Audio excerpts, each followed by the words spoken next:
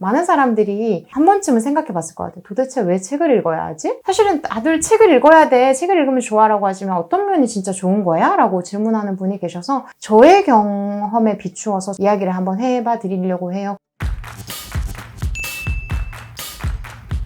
이 이야기를 하려면 제 과거에 굉장히 어두운 내면을 이제 깊이 들어가 봐야 되는 이야기가 시작이 되는데요. 위로 언니가 한 명이 있고 이제 남동생이 있고 이런데 저희 부모님이 요즘 말로 하면 방목이죠. 방목을 하셨어요. 그래서 제가 이제 12월 말생이라서 원래도 조금 또래보다 조금 늦은 데다가 뭐 유치원이나 어린이집 이런 거를 가지 않고 이제 바로 초등학교에 간 거죠. 한글은 언니의 교과서 같은 거 보면서 자연스럽게 뗀 것 같고 아무것도 모르는 상태에서 학교로 가니까 아무도 저랑 안 놀아주는 거예요. 왜냐면 제 친구들은 유치원도 다니고 어린이집도 다니고 그래서 기본적인 어떤 상식은 좀 알고 오는데 저는 아무것도 모르는 상태에서 이제 학교로 가니까 이제 또래랑도 어울릴 수가 없는 거예요. 학교에서도 질문을 할 수가 없는 거예요. 왜냐면 질문을 한다는 거는요. 내가 뭘 모르는지를 안다는 거예요. 최소한. 내가 뭘 모르는지를 모르는데 어떻게 질문을 해요? 수업도 이해를 못하겠고 친구들도 안 놀아주고 그러니까 시간은 많잖아요. 그래서 뭘 하기 시작했냐면 책을 읽기 시작했어요. 책을 읽다 보니까 처음에 이해가 안 되죠.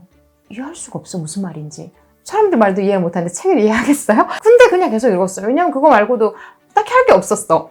책은 부모님이나 선생님이나 친구들과 달리 제가 이해를 못해도 왜 이걸 이해를 못해라고 혼을 내지도 않고 저를 답답하게 생각하지도 않는 거죠. 저는 그냥 계속해서 반복해서 읽으면서 이게 무슨 의미일까를 해석을 하기 시작했어요.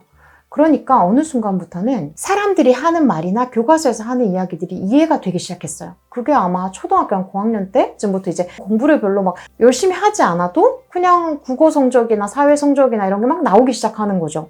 그래서 그때 딱 깨달았던 게 책을 많이 읽다 보면 맥락을 해석하는 능력이 생기기 시작해요. 그게 무슨 말이냐면 책은 계속 질문을 하면서 읽을 수밖에 없어요. 이게 무슨 맥락이지? 이게 왜 이렇게 되는 거지라고 계속 생각을 하면서 읽는 거죠. 그러다 보니까 이 맥락을 읽게 돼요. 두 번째는 책을 읽으면서 참을성이 생기기 시작했어요. 예컨대 사람들의 말이나 영상 같은 거는 우리가 바로 재밌어야 돼요. 바로 내가 해석이 돼야 돼요. 근데 책 같은 거는 기본적으로 장벽이 어느 정도 있을 수밖에 없어요. 왜? 어떤 책이든지 읽다 보면 앞부분은 재미없어요. 앞부분은 지금 이런 이야기를 하기 위해서 설명을 할 거야 라고 기본 정보를 설명할 수밖에 없기 때문에 앞부분은 어느 정도 참을성을 가지고 읽어나가야 돼요. 근데 그런 연습들을 계속 하다 보니까 제 내면에 어떤 힘이 생기기 시작했냐면 어떤 것이든지 내가 재미있는 것들을 경험하려면 처음에 그 지루함을 버텨야 되는구나. 그걸 겪어야지만 나중에 진짜 더 재밌는 것들이 오는구나. 그걸 확 깨달았던 거죠. 그래서 책을 읽으면서 저에게 왔던 거는 첫 번째는 맥락을 읽는 힘, 그다음에 두 번째는 참을성, 인내심? 그런 것들을 알게 됐죠. 시, 소설, 비문학 구분해서 보면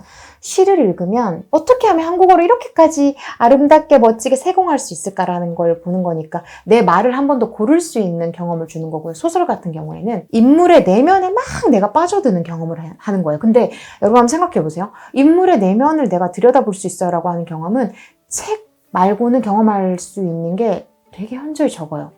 왜냐하면 영상 같은 경우에는 인물의 내면을 따라간다고 하더라도 그 사람이 어떤 독백하는 과정 아니면 관계 속에서 부딪히는 과정에서 그 사람의 내면을 추측하거나 우리가 느낄 뿐이지 그 사람의 정말 아주 깊은 내면까지는 못 들어가 봐요. 텍스트로는 그 사람의 내면을 정말 아주 자잘한 것까지 다 들어가 본다는 거죠. 그렇게 자잘한 것까지 다 들어가 보면서 다른 사람의 내면으로 살아본 경험치가 많이 생기게 돼요. 그러면 섣불리 누군가를 판단하지 않고 저 사람은 어떤 이유가 있을까라고 계속해서 생각해보는 훈련이 되는 거죠. 사회과학서라든지 뭐 경영사라든지 이런 비과학 도서를 계속 읽다 보면 논리로서 생각하게 되는 훈련이 돼요.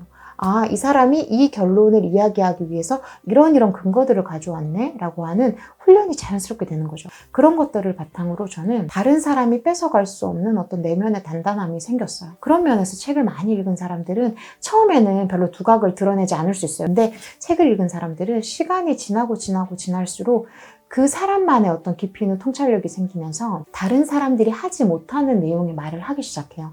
그러면 어떤 사람이 말을 할 때 저 사람은 특별히 아주 재치있지 않은데도 뭔가 재미있네? 들어보고 싶네? 라고 하는 거는 그 사람만의 통찰력이 있는 이야기인 거죠. 근데 살다 보면 제가 점점 느끼는 게 자기만의 통찰력이 있는 사람이 생각보다 많지 않아요. 근데 그거를 계속해서 쌓아갈 수 있는 거죠. 그런 면에서 저는 책 읽기가 제 인생을 굉장히 많이 바꿨다고 생각해요. 오늘 너무 진지했나요? 책을 읽으시는 분들께 이런 얘기를 하고 싶었어요. 당장은 별로 의미 없는 것처럼 보이겠지만 이것들이 쌓이다 보면 다른 사람이 누구도 뺏어갈 수 없는 내면의 단단함이 생긴다. 이런 얘기를 하고 싶었습니다.